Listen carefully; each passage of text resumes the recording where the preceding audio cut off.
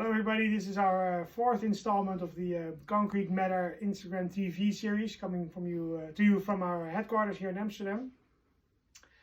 This episode is going to be called Flying Through Flight Jackets. So as you can see, I have a nice selection of flight jackets here behind me.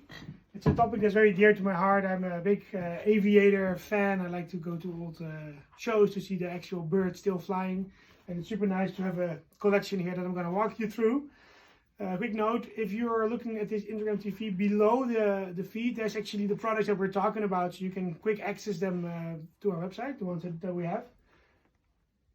So I'd like to start with one of the famous jackets, the one I'm wearing here. It's an A2 jacket. It became sort of the staple jacket for aviators from the Second World War on. And I've done a few things to this one. It's a Cooper A2, made in America, goat leather. There were either horse leather, goat leather, but mainly horse and goat actually. And Cooper was the one that actually provided the US Air Force up to the 1980s.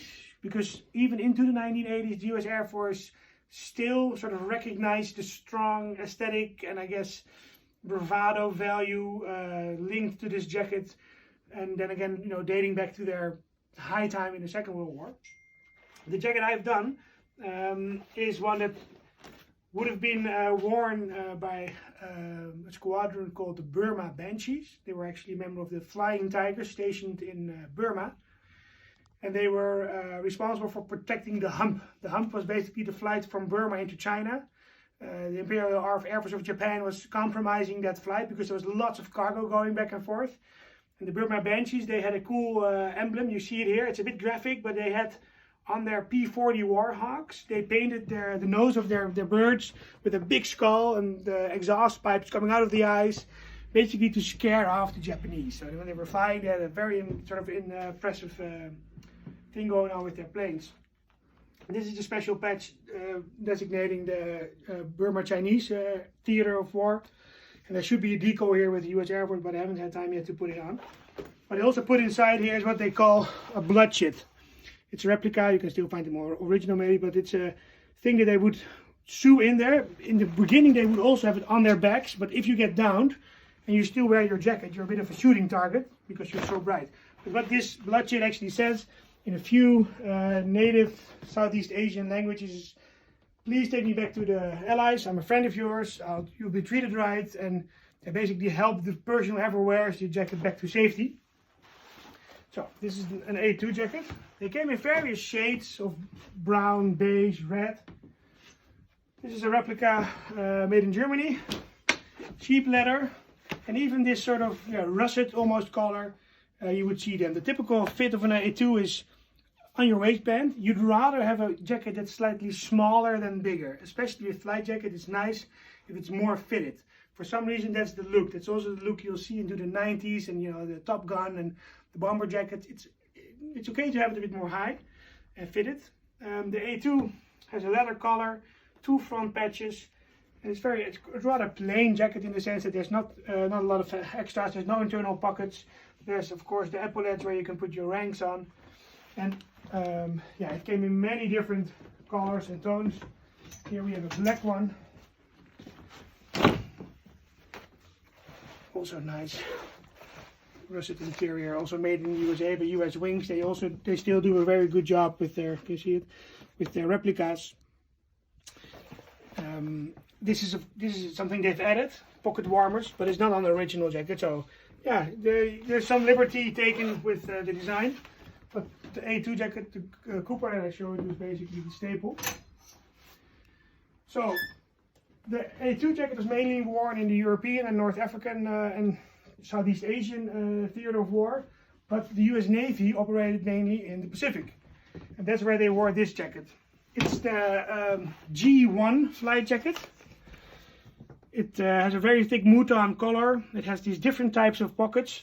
And this was worn by the US Navy because the US Navy had actually a lot of planes operating from their carrier ships, trying to fight off the Japanese Imperial Air Force.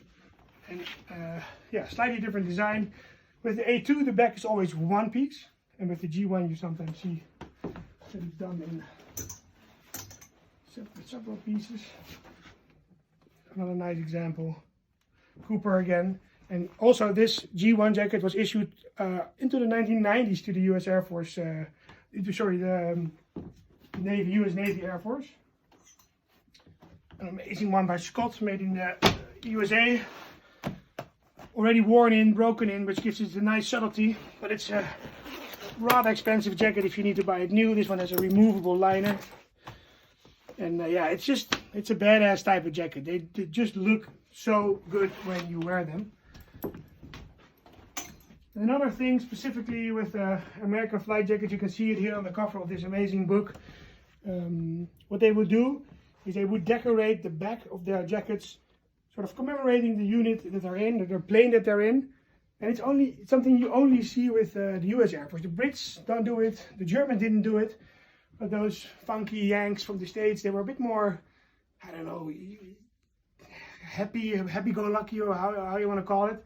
So they did these amazing nose art, because it's originally from the nose of a plane, and they would put it on the backside of their jackets, and like a whole unit would have the same art going on. And if you find any of these jackets with the original patches on, they're amazingly sought after and very, very valuable. Yeah, amazing examples of their art. Every bomb run would be another little bomb decorated on their jacket. Yeah, it goes on and on and on. Super cool.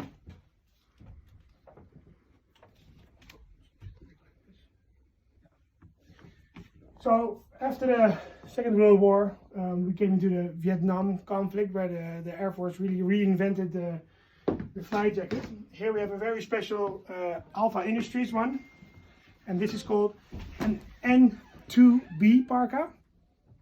So it's basically the shorter version of the N3b Parka. It was meant to be worn by troops that were operating in very cold conditions, like minus 50 degrees. It's amazingly warm. They're also called Snorkel Jackets. You can see why, because of the long hood, trimmed with either beaver, coyote or wolf fur. And this shorter version from 1963 is actually amazingly rare. It's a rare piece that we only have one of. We sometimes have the longer ones, and Alpha Industries remakes these up to recent times, up to today. But this is of course an original. It's funny if you look at this jacket and compare it to like the A2. This is you could say roughly 1990s up to now flight jacket. Thomas, maybe you can get the two leather ones as well, if we forgot. There's similarities in the design. It has a waistband, cuffs, high fit. And this is the jacket that they are still wearing today. It's called the N1. It's also being remade by Alpha Industries and other jackets, sometimes with the orange liner. But this is an original one with a Nomex liner, which is like a flame retardant material. Again, a super cool jacket that should be worn up high. Has that typical bomber fit. I'll do a small side step and show you guys these two. It's interesting. A lot of the German pilots in the Second World War actually wore white as well. And this is a German Fliegerjacke with a nice high-vis Fliegerlederjacke from the 1980s. Super cool leather white, but you can still see the same design. The color is obviously much different than the American ones. And this one, our Dutch Navy Air Force jacket, is almost an exact copy of the German one. But again, also a nice jacket. But you know, the real sort of I don't know, bravado, ace, Second World War vibe really comes back in, I think, these leather jackets that we have here. I'll briefly touch upon this guy, because he's also an American one, still in the same style as their A2, as their N1, and this is one that's being worn today still. They've changed their logo. I don't think it's really for the better, to be honest. I think they did it like last year or the year before, or at least very recently. It's a bit more like a Transformer vibe for me.